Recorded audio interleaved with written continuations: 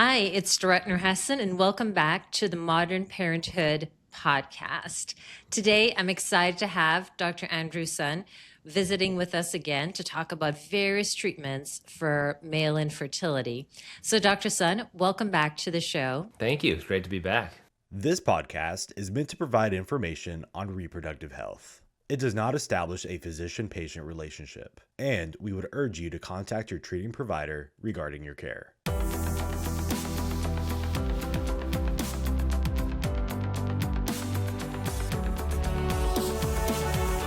And for our listeners, please like, follow, and subscribe. And if you have not heard our last episode, in our last episode, we talked about various testing for sperm and male factor infertility. In this episode, we're going to talk about various treatments for sperm infertility.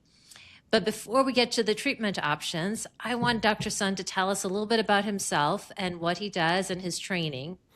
Yeah, so I'm a urologist. Urology is the medical specialty focusing on diseases of the urinary and male reproductive tract. And after medical school at Harvard and urology residency for general urology at the Cleveland Clinic, I did a special fellowship, which is additional training. So at UCLA, I studied male infertility and sexual medicine. The official term is andrology, which means the study of man or men's health issues.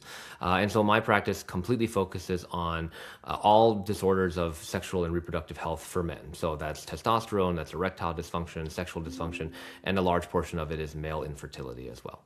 Yes, and this is so important why, for our listeners, you go see a male infertility specialist because Dr. Sun and physicians like him did extra subspecialty training in andrology and male infertility and sexual function. And it's so important that we get your information and your advice, Dr. Sun, for our listeners out there who want to learn about various factors and treatments that can affect sperm and sperm function. Yeah, for sure. I mean, statistically, there's a greater than 50% chance, probably about 60% chance that in any infertile couple that there may be some issue on the male side that you have to deal with. And so we always advocate that, this is a shared experience. Like it's never, just one person's fault or anything like that. It's a difficult journey. It's a shared experience. And we have experts like you and me on my side to help, each partner as they embark on this journey. Wonderful. Well, welcome to the show. Yeah. All right. What are we getting into today? Well, I like to start off my shows with a patient example just to kind of get things going of what we're going to be talking about today. So let's talk about a patient. Let's say his name is Matthew and he's 39 years of age, and he and his partner have been trying to get pregnant for about 5 years. And it was found that he has varicoceles. And so he underwent surgery to have the varicoceles repaired. And for our listeners out there, varicoceles are large dilated veins that surround the testicles. And the veins bring warm blood from our bodies around or exposes the testicles to the warm blood, and therefore exposes the testicles to a warmer environment. But going back to Matthew, he had surgery to repair these varicoceles. 24 hours later, he developed a postoperative infection and ended up with a unilateral orchiectomy. So one of the testicles was removed because of a postoperative infection. His semen parameters, so examining the sperm count, motility, how fast it moves, and morphology, shape of the sperm, improved marginally since the surgeries. And so here he is. He wants to know what else he can do for treatments. So today we're going to talk about various treatments for male factor fertility. We'll spend some time talking about medical treatment, and then we'll talk about surgical treatments. In our last episode, we talked a lot about lifestyle changes, but I want to talk about medical and surgical treatments today. So Dr. Sun, in our last episode, we talked about various hormonal testing, FSH, LH. So FSH is follicular stimulating hormone, LH is luteinizing hormone. We talked about testosterone and estrogen levels in a person who has sperm or sometimes don't have sperm in their semen parameters. And depending on what those blood tests show, you may choose various treatments. And so when the partners of my patients come and see me, sometimes they say, I'm on a aromatase inhibitor like letrozole, I'm on Clomid, I'm on HCG injections. Can you tell us, Dr. Sad, which patients get which types of treatments? Which ones do you start off with? And how long does it take to see an improvement once they start treatments? Yes. So, um, many different options available, but really when you boil down all of medicine, like you said, we have two things. We can prescribe stuff and we can do surgery, right? And so, when I talk to my guys and bringing it back to the physiology, you have a brain and you have testicles. Balls. And so either the problem is in the brain or the problem is in the testicles. And depending on which one is which, you have one of two different options of treatments. We'll start with the more common situation, which is that the problem is the brain. And I don't mean like a brain tumor. I just mean that the brain hormones, FSH and LH, are kind of on the lower or normal end, but the sperm is not great. And so those guys, if I tune up their brain, if I crank up the volume from their brain output, then hopefully what I can get is the testicles to respond by producing more sperm and, oh, by the way, more testosterone, which might make you feel better. So the classic medication that we use that is called a selective estrogen receptor modulator, or a SERM. The main one is Clomid. Clomid, the way it actually works is it basically tricks your brain into thinking that your estrogen level is really low. And so in a man, you can't make estrogen, you have to make it from testosterone. So the brain's response to thinking that the estrogen is really low is to crank up the FSH and LH signal to tell the testicles to make more testosterone, because it's trying to tell the testicles to make more estrogen. And by the way, when you do that, you also raise the FSH, which makes more sperm. Sometimes this is just an empiric treatment and we try it, and usually it does help. Clomid, we use it very commonly. There's even more kind of interesting nuances in the use of Clomid as a testosterone therapy. And just because some listeners may be interested in this, Clomid is actually a 60-40 combination of two isomers, meaning molecules shaped in one direction. One's called zuclomiphene and one is called N-clomiphene. The zuclomiphene has more estrogen-related side effects. The N-clomiphene is more purely androgenic. And so we will also sometimes use N-clomiphene as a way to naturally boost people's testosterone levels as like a separate thing. But generally for fertility, let's say we put them on Clomiphene or name brand Clomid, and their FSH and LH goes up and their testosterone goes up. They don't necessarily feel like they're on testosterone therapy oftentimes, but their sperm does get better. What also happens when you do that is that they make more estrogen, because after all, that is the mechanism of Clomid. And, testicles like testosterone inside the testicle. They don't really need a lot of estrogen. And so to further increase the amount of testosterone available to the testicles, you could think of testosterone as like food or fuel for the sperm production. You can also block that conversion of testosterone to estrogen. So aromatase inhibitors, aromatase is the name of the enzyme that changes your testosterone into estrogen. So if you take a blocker, Anastrozole, Letrozole are the two most common ones, then you get less estrogen and more testosterone. And usually I'll give those drugs together. So if a guy comes in and his brain hormones are lower, then I'll give him Clomid and let's say Anastrozole to hopefully crank up the LH and FSH, get more sperm, get more testosterone, but not much more estrogen. In fact, maybe lower estrogen acutely just to drive sperm production. So that's one very common treatment. And, generally for the guys that have like less than great sperm, but it's there, it's just less than perfect, we do those medications alongside dietary modification, exercise, vitamins, things like that. The harder problem is when the testicle is the source of the issue. Now, there are patients, of course, who on the semen analysis have no sperm. And if they have no sperm, there's actually a little bit more testing that we have to do first. There's something called a karyotype, which is kind of looking at all your chromosomes. And there's also a special test called a Y chromosome microdeletion assay, which basically means we're looking at the genetic code of the Y chromosome, because there can be pieces of it that are missing that are the cause of the inability to make sperm. Now, what I tell the guys is, look, I have like 4 tests because there are 3 Y chromosome microdeletions and 1 karyotype. So we'll call it 4 tests. And if one of those tests is positive, it gives us some information. But there's probably 100 different gene things that could cause no sperm production. We just only have a test for 4. So unfortunately, a lot of times these tests still come back normal, and the guy's wondering like, so what's going on? And I tell him, I don't really know what's going on. We don't really have a test for it, but we can still try the treatments that we have. So, the zero sperm, the azoospermic patients, we do a little bit more testing to see, because there are a few of those, Y chromosome type things that if they do come back, then we just kind of tell them there's a genetic impossibility of making sperm. Those are rare, but things that have to occur. Testicle problems commonly can be so the varicocele that you mentioned. Now, of course, that story very much scares me because, knock on wood, thankfully we haven't had to lose a testicle from a varicocele repair. It's a fairly minor surgery, but varicoceles are common.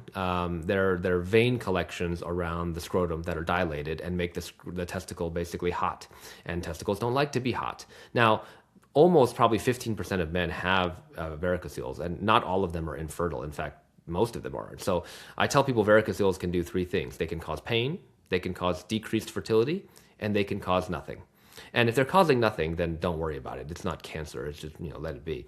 If it's causing pain, we'll fix them for that sometimes. And if it's causing infertility, fixing the varicocele can help. It's about a 30-minute surgery under a microscope, very delicate, half an inch incision or so, outpatient surgery. It's pretty straightforward. And sometimes it can help a lot. It's hard to predict how much it's going to help. But, for those patients, it could be on one side. It usually tends to be on the left. Sometimes it's on both sides, but left side is usually the bigger, more chance of it. And why? Can you tell us why the left side is more common? Yeah, for sure. So despite what we think, humans are not perfectly symmetrical, and the vein system in your body is not perfectly symmetrical. So remember how I said that the testicles, they start next to your kidneys when you're an embryo, right? And you're underdeveloping, they go down.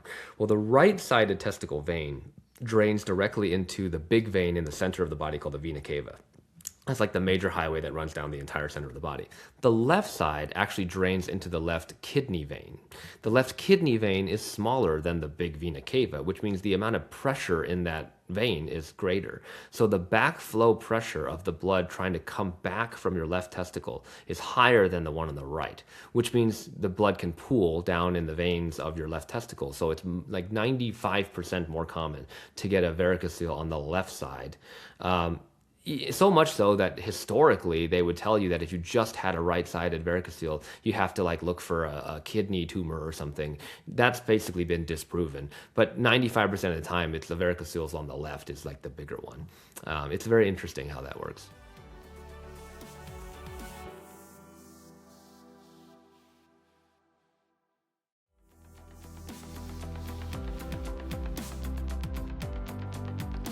Tell us a little bit about the grading system. I see the grading system a lot as well for the varicoceles. So you mentioned earlier on whether it causes pain, no pain, fertility, no fertility, but there's also a grading system. And tell me, how does that influence your decision?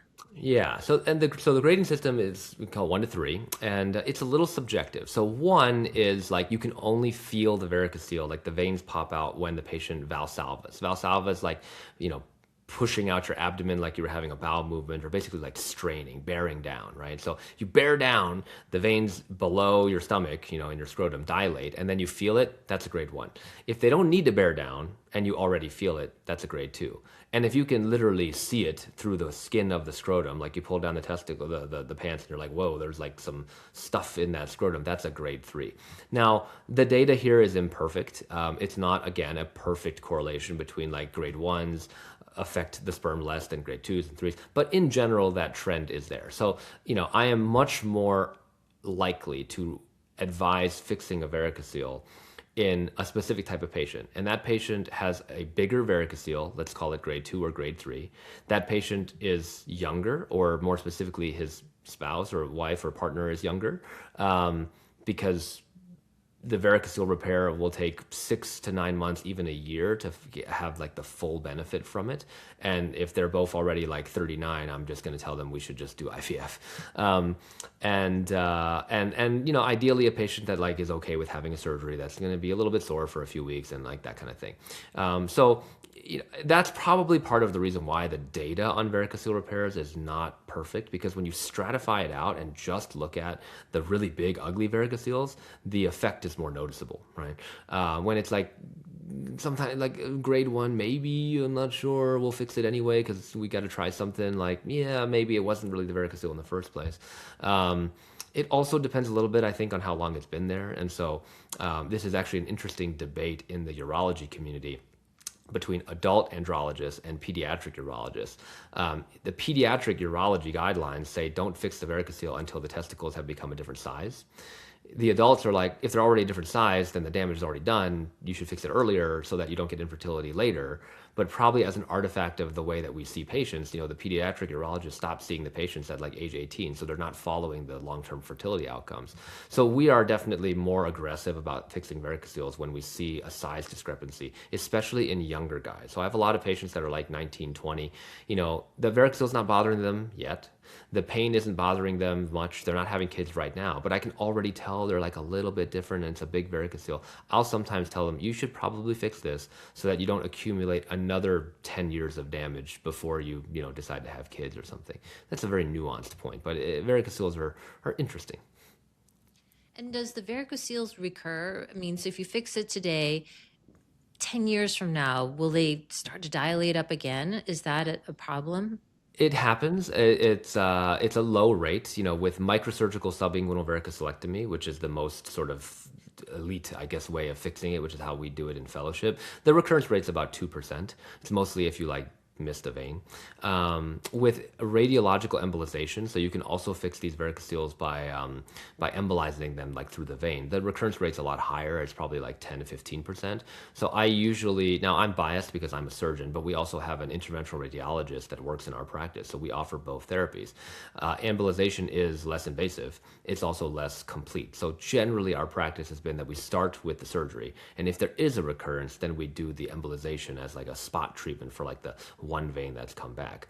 Even if they do come back though, they're never usually as big as the first one. And so how much do they continue to affect the fertility? It's hard to say. Also the time length, by the time it does come back, for a lot of patients, it may not be relevant for them anymore anyway, because maybe they're 50, something like that. So, it's obviously an individual patient thing.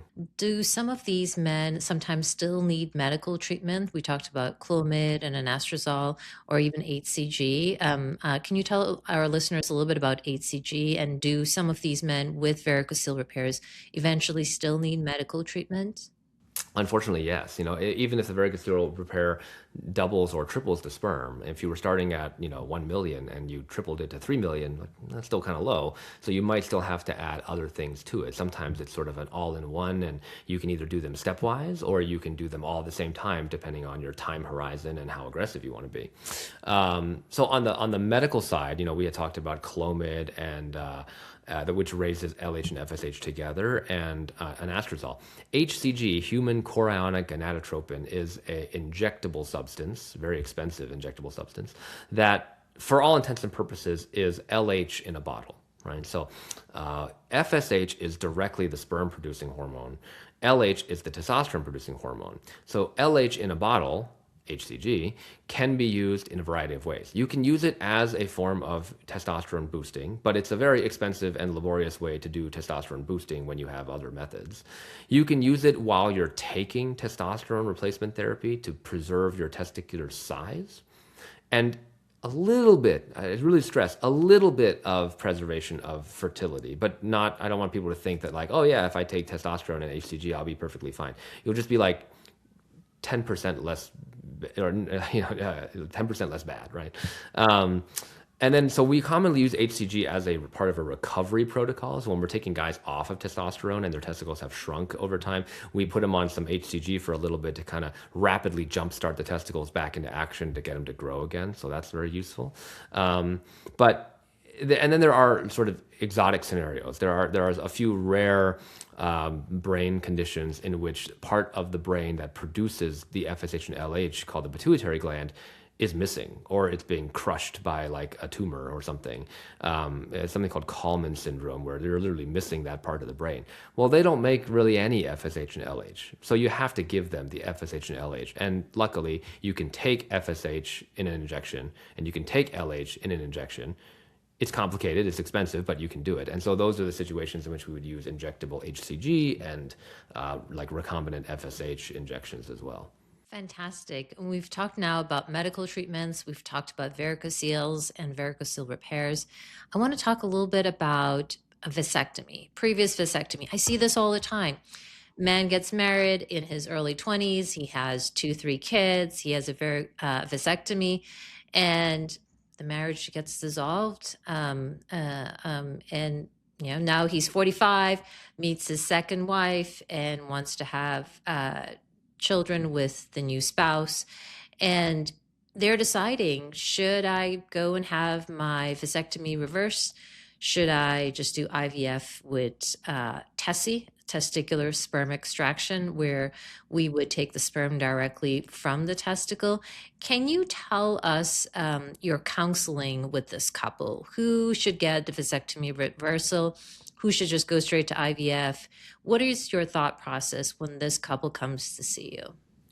Extremely common scenario, and one that we see very, all the time.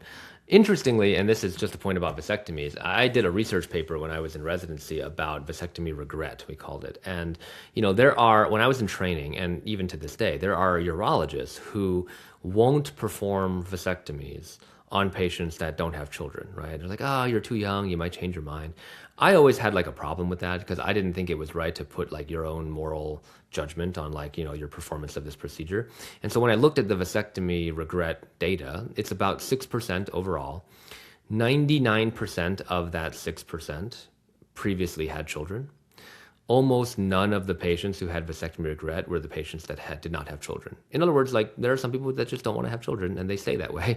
And there are some people who want to have more children, and it's very common, and it's generally speaking the scenario you described, right? Remarriage, oftentimes younger spouse. Now, when we're talking about vasectomy reversal versus sperm extraction with IVF, I think there are many variables. There are variables on the patient side, meaning the male, and then there are variables on the couple side. The patient side variables are factors relating to his vasectomy, how long ago it was done. The data shows that if it's between 0 to 7 years, your reversal chance is very high. 7 to 15, decent, 80%. Greater than 15 years, 60, 70%, right? So there's a big difference between I had my vasectomy 3 years ago versus I had my vasectomy 20 years ago in terms of the success.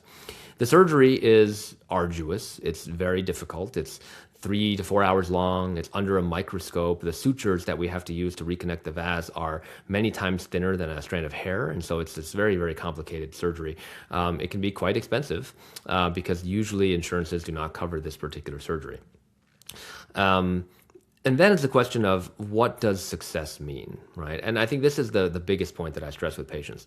When you go, and this is coming from a guy that does vasectomy reversals, right? So when you go and you see people say, 99% chance of success, what's the definition of success? Well, the definition of a vasectomy success is 0 sperm in the ejaculate. And the definition of a vasectomy reversal success is 1 or more sperm in the ejaculate, because clearly that means it worked. That doesn't mean you're going to have a baby naturally, right? That means you had 1 sperm in the ejaculate. So you can say 99% all you want. The problem is people conceptualize that as like, 99% chance I'll be able to have a baby the good old-fashioned way. And the answer is no. It's a 90% chance you'll have at least 1 sperm in the ejaculate. So, 1, that's how you define success. 2, that's step 1 of like a 10-step process, right? You have to make the sperm, you have to get the egg, you have to fertilize, you have to develop, you have to carry the pregnancy. The take-home baby rate is a lot less than 99%. And then it rolls into secondary factors such as the woman's condition, if she has medical issues like her age, her fertility potential, all this kind of thing. So 1, I explain to patients, remember, you got to think about it that it's very difficult. It's somewhat expensive to do the vas reversal. You might have to get another vasectomy afterwards if you still want to be like non-fertile permanently. It may or may not work, and that may or may not actually lead to your desired outcome, because there are situations in which we get 20 sperm. Great, vasectomy worked, the reversal worked, hallelujah. You still have to do IVF, you know? So it's like, why did I do that? And so the ideal candidate for a vasectomy reversal did not have his vasectomy very long ago and wants to have multiple more kids, right? Because then the cost benefit analysis between, like, you know, a cycle of IVF versus a vasectomy reversal goes in the vasectomy reversal's favor, and the chance of it working is higher because they didn't have it that long ago. The more common situation, which is, you know, both partners are a little bit older, and they may want to have just one more child. Sometimes the take-home baby rate is probably higher if you just extract the sperm and do IVF than it is if you gamble on a vasectomy reversal and hope that that's all you need, because it's very possible that that's not all you need anyway. And again, this is coming from the guy that does vasectomy reversals, right? So I would say we used to do more, and now, especially as you know, insurance benefits have improved for IVF, especially as people have more knowledge in this space, it is becoming more common that I will just tell them, look, the better move here is just to extract the sperm and then get the embryos, and your take-home baby rate is higher that way, you know? Fantastic. Dr. Sun, you brought up several very important points. The first is the vasectomy. So the vas deferens is a very tiny tube that you've described in a previous episode that leaves the testicle and brings the sperm to the outside world. So when that tube is transected or severed, that's how they have the vasectomy. And you're right, the vasectomy reversal, the tube is so small, you need a microscope to see it and to put it back together. And that's a fairly long surgery, just like you described, 3 to 4 hours long. And so you brought up a second important point in terms of success. Just seeing one sperm in the semen sample after vasectomy reversal is considered success. But I will tell you, as the IVF doctor, you're still going to turn around and still need to do IVF to get pregnant if there's just a handful of sperm in the semen sample after the vasectomy reversal. And so many times the vasectomy reversal, even if it's successful with just a few sperm returning to the semen parameters, the female partner still has to do IVF because there's not enough sperm to conceive naturally. So many times the female partner will still undergo the IVF process. Then it just becomes whether or not we're getting the sperm from the ejaculate specimen, meaning him just giving us a sample in the cup, or are we getting someone like you, Dr. Sun, a urologist, to come in and do a TESI, where we're going to take the sperm directly from the testicle and utilize that sperm to create the embryos. And just like you said, a lot of it's timing, how old they are as well, the age of that new female partner, and their timeline to having more children. And do they just want one more child or several more children with the new partner? And that's also important as well. And with IVF too as well, we can create several embryos, and so they can get pregnant, deliver in 9 months, and then they can come back in a year or two and utilize frozen embryos for subsequent pregnancies. One of the other things too with not doing the reversal is they still have permanent sterilization. So once they're done with their childbearing, they still have permanent sterilization to not get pregnant. So a means of birth control at some point in time. So there are many factors that we take into consideration when doing the vasectomy or vasectomy reversal. And just like you said, we're doing less and less of it now today. The same thing for me. We did tubal reversals. So women who had pregnancies with the first partner had their tubes tied and then wanted to have a new partner, or now has a new partner and want to have a tubal reversal. There was a long counseling process. But now with IVF, so much more successful with the improvements in the technology in the IVF lab, with the improvements of vitrification, so the way we can freeze and thaw embryos, the IVF success rate today is so much better than it was 10, 20 years ago. And so many times now, from the fallopian tube reversal standpoint, now the way I counsel patients today versus the way I counseled them 20 years ago is very different. 20 years ago, maybe we do some tubal reversals. But now, with IVF being so successful and timeline being important for a lot of these patients, many times we go directly to IVF. And so I agree with you in terms of the vasectomy, and you have so many different factors to consider whether or not to do a reversal. And what's right for couple A may be different for couple B, may be different for couple C. And so taking into consideration their long-term goals is so important. Absolutely.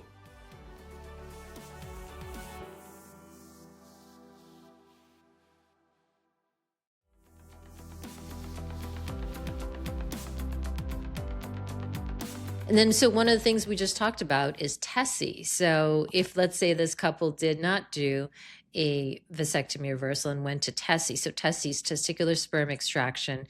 I would love for you to tell our listeners about testicular sperm extraction, PESA, micro-TESI.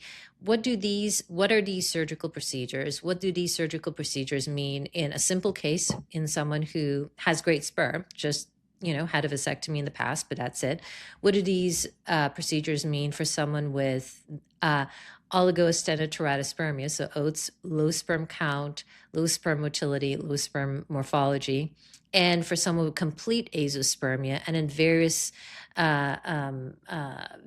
aspects of the azoospermia, different causes of azoospermia, essentially. So what do these surgeries mean for someone who has a problem with the brain, meaning the brain is not functioning well to create the sperm, as well as these surgeries in someone where the problem is actually in the testicle itself?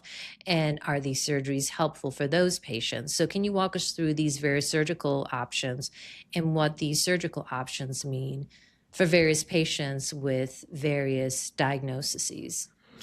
Yes. At the end of the day, as a male infertility urologist, I can either do two things. I can either try and get your body to make more sperm, which all the things that we just described, or I can go hunting for the sperm and, pull them out. And there are a lot of acronyms here, right? So TESI, testicular sperm extraction, micro-TESI or M-TESI, microdissection, testicular sperm extraction, PESA, percutaneous epididymal sperm aspiration, PESI, percutaneous epididymal sperm extraction.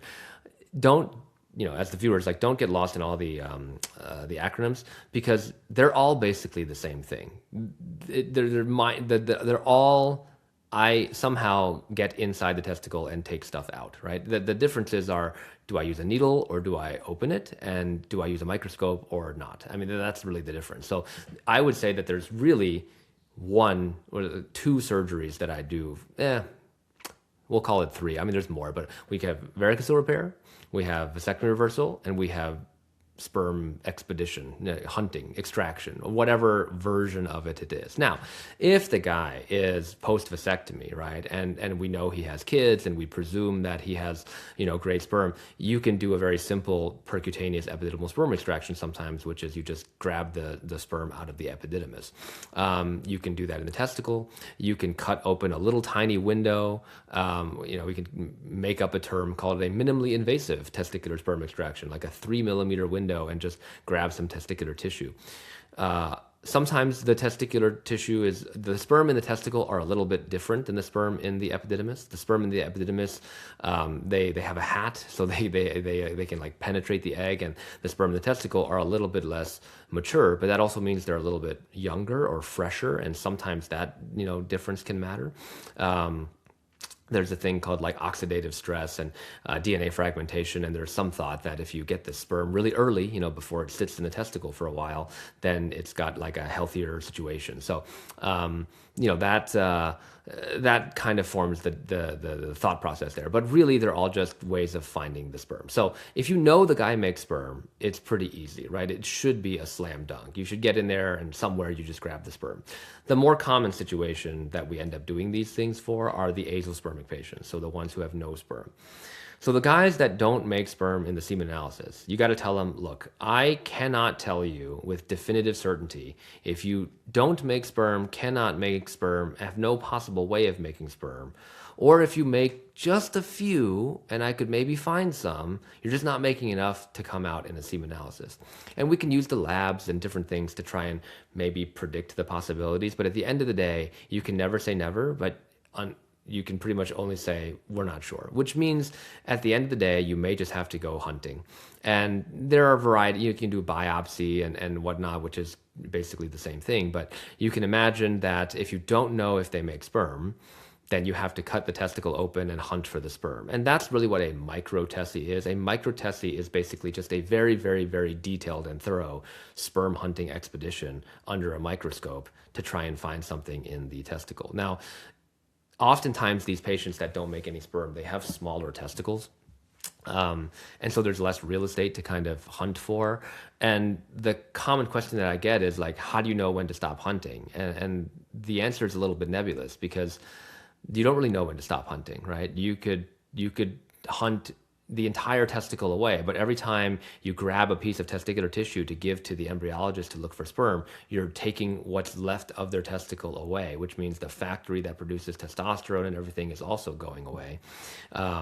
Although many of these patients have low T anyway, and they may eventually need testosterone therapy once they're done with the fertility picture. So at the end of the day, if you can make the sperm, 90% of the time we'll use the sperm that's coming out, with that exception that we talked about with like the DNA fragmentation.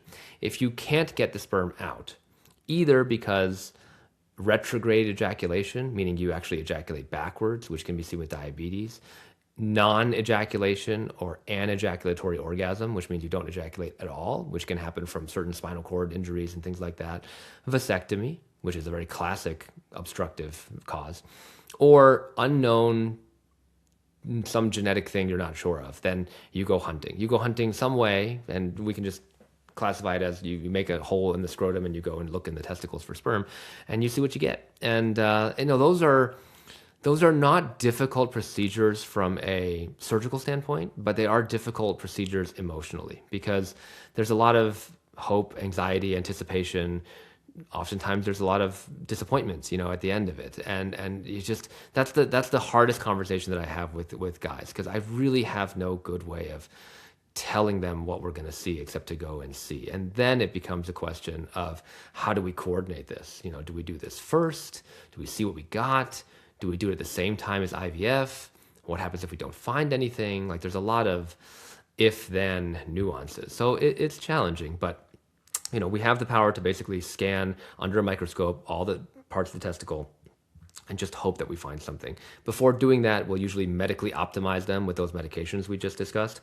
Give it our best shot, go for it, go hunting and see what we get. You brought up a very important point. So many times you will get sperm in one of these surgical aspects of retrieving sperm, but sometimes we don't. And how much is too much? And when do you stop? And when is, how much hope do you give someone, but at the same time being realistic? And you also brought up a very good point.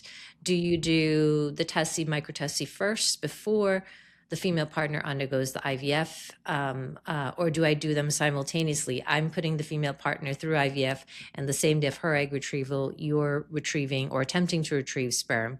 And then one of the harder conversations I have with patients is, do we have donor sperm as backup, or do we fail this IVF and then consider donor sperm with the next IVF cycle? And that's a very difficult conversation to have. Psychologically, from the male's perspective, tell us what that means for his manhood and his ability, or the way he perceives things as not being able to procreate. And I will tell you, a lot of times I have these couples meet with a therapist first to be sure they're comfortable moving on with donor sperm. And for some couples, they fail one or two cycles and they're ready. But for other couples, they want to try everything and keep going and keep going. And how much is too much? And can you tell us a little bit about the donor sperm aspect and how you have these difficult conversations with these couples?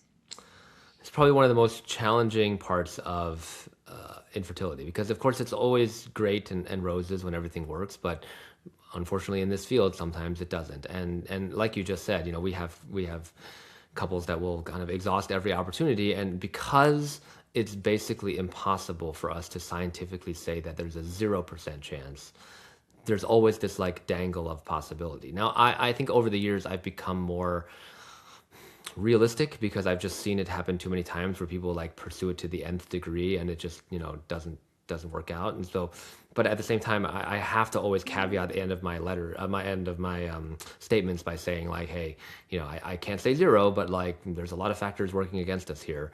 But it's challenging. It's challenging for everyone. Certainly there's sometimes a lot of cultural baggage in certain cultures when it comes to genetic versus non-genetic parenthood, specifically paternity when I'm talking to them. Some couples have a plan day one, and it's actually kind of cool to see. Like we got if-then scenarios for everywhere. And some scenarios you're just hitting them like a freight train and they have no idea, what to think. And it's challenging. I think therapists do help. I think, a lot of patients come in with, very specific ideas of what like parenthood involves. And obviously the assumption is always like there's a genetic paternity aspect of it, but that obviously we know that doesn't have to be the case. And like, DNA does not make you a parent, right?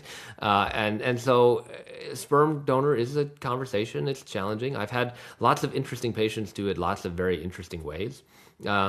Just out of curiosity, because I always remember this, I had a patient in fellowship, and it was very unique.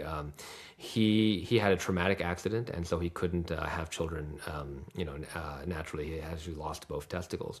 But he had 3 brothers, and, they were very tight-knit family and everything. So none of the individual brothers wanted to be like the sperm donor. So what they did is all 3 of them gave a sample, and they basically mixed it all together in the wash, and then they did IUI. And so like the sperm donor is one of the 3 brothers, but nobody knows exactly who it is. But like, I thought that was very unique. And then there are, sperm banks where you can get sperm.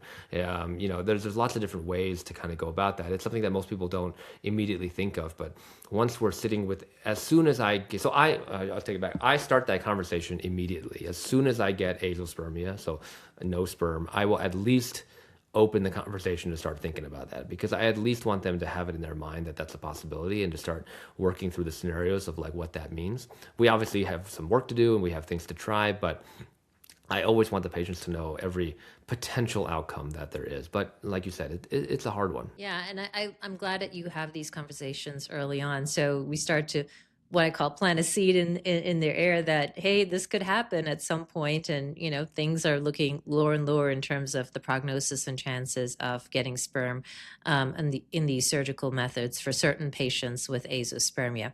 It's interesting you brought up that scenario from fellowship where kind of all 3 brothers gave samples, and so when we tell patients about donor sperm, we talk about anonymous donors or known donors. So in the scenario you just gave to us was known donors. And the known donors, I'll tell you, it's a little tricky. Most people will end up going the anonymous route. Yeah. For a known donor, there's a lot of psychological evaluation that needs to be done, not just on the couple, but those 3 brothers in this example. Like, how would they feel if they knew they were the father of their brother's child? Will they see that child as a niece or nephew or as my daughter or son? So the psychological evaluation is important, as well as many times legal aspects. So defining paternity from day one, hey, I'm donating that sperm to you, but you, as my brother, you're going to be the father of that child. And so getting legal involved early on is very important as well. So known versus anonymous donors can be tricky and can be variable from couple to couple. And I see mostly anonymous donors. I think it takes that emotional aspect away from the scenario for many of these couples. It's just easier because the donor was anonymous and they just don't know, and it makes it a little bit easier. But in families like you just described, where it's a very tight-knit family, and they've been educated about, hey, this is what happened, and our brother went through an accident, and this is what happened, and then and they're okay proceeding, I think in certain families it's okay. And I've seen it as well on the donor egg aspect. In certain families, it's okay to have your younger sister donate, but 99% of the other families, it doing anonymous takes that element of knowing that, hey, my brother or sister could be the parent of my child, and it makes things less awkward. And so we see a lot of times people will do the anonymous route. And then also, something very important you just brought up is when and how do we go about doing it? Like some people keep going and going and going, and they're not ready for donor sperm.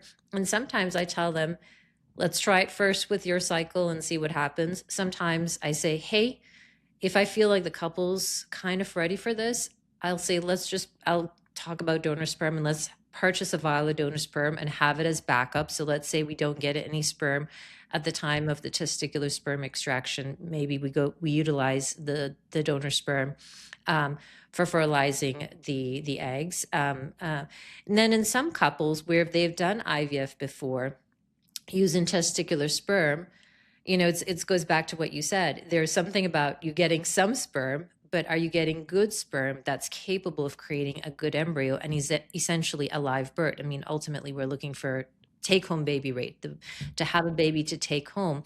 And in some couples, we're getting sperm under testicular sperm extraction, but when the embryologists go to use that sperm to create embryos, the embryos are lower quality.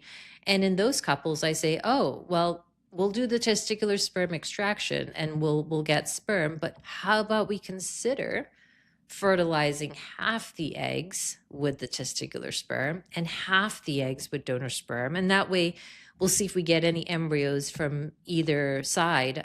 That way the female doesn't have to keep going through egg retrieval after egg retrieval, and so by having the embryos grow in parallel, one created with testicular sperm and one created with donor sperm, and see if we get better results. And sometimes we've been able to utilize the embryos created from the testicular sperm, but oftentimes we end up using the embryos created from the donor sperm. But it also is helpful for that couple to kind of see the embryos grow in parallel and to see the differences in development, because ultimately it's not just like you said with the vasectomy reversal, you get one sperm, but there's so many more steps, and quality matters too as well. And ultimately having that quality is important to having good embryos that will essentially result in a live birth. So that was really interesting in terms of your description, in terms of the various surgical aspects and what it means for men with various diagnoses. And of course, the hardest one, men with azoospermia, so not having sperm at all. And when do we have those difficult conversations? So thank you for telling us about the donor sperm aspect as well. Yeah, totally. It's very, very tough, very interesting for sure. Well, y'all know I like to end my episodes with a myth and debunking those myths. So let's take a patient, for example. Let's call him John, and he's 45 years of age. He is married to his second spouse, and he had children with his previous spouse. Now, John, different from our first example, John did not have a vasectomy. So he had 3 children. His youngest child is 18 years of age. And now he has a new spouse, and they can't have children. And he's saying to his new spouse, hey, there's no problem with me. I've had 3 kids. Look at these. I have 3 grown kids. Why don't you get tested? You as the female partner. Can you tell us, Dr. Sun, about why it's so important to get the male partner tested, and why having children in the past, regardless of whether or not you had a vasectomy, why having children in the past does not necessarily prove that you are fertile today as a male? Right. Yes. Also a pretty common situation, and the good thing about this situation is that he's at least partially correct in that, like, it is definitely a helpful predictive factor that he has children, because that means the likelihood that he's like genetically incapable of having children is well, pretty low, pretty much 0. Now that was 18 years ago, and a lot can happen in 18 years, and you're not the same guy, the same health, and the same sperm factory that you are today that you were 18 years ago when everything was, seemingly functioning fine. So I just tell the guys, like, look, I mean, the vast majority, 99% of the challenge of having children is borne by the women, right? Pregnancy is tough, childbirth is tough, being a mom is tough. You just got to ejaculate once, like for most people, that's what you got to do. And so like, go get a semen analysis. It's like usually less than $100 or like 100, $200. It's one ejaculation of like many that you're going to do every year anyway. And just get tested. There is zero downside to knowing what's going on. And 18 years ago was a long time. What medications are you on? What health, conditions have you accumulated? Are you taking testosterone? Maybe not now, but did you take it 3 years ago for a little bit? Like, there's so much that could have gone on. A semen analysis is so simple. Like, I'm very frank with my guys. I mean, they're all like, dudes, and we just kind of like have a very casual conversation. Like, you just got to step up and like do the one thing and do a semen analysis, Wonderful. And so the semen analysis is one easy, quick test to get done. So thank you, Dr. Sun, for being our guest today and talking about the various forms of fertility treatments for abnormal semen parameters. Yes, thank you for having me. This is a fantastic conversation. Appreciate it.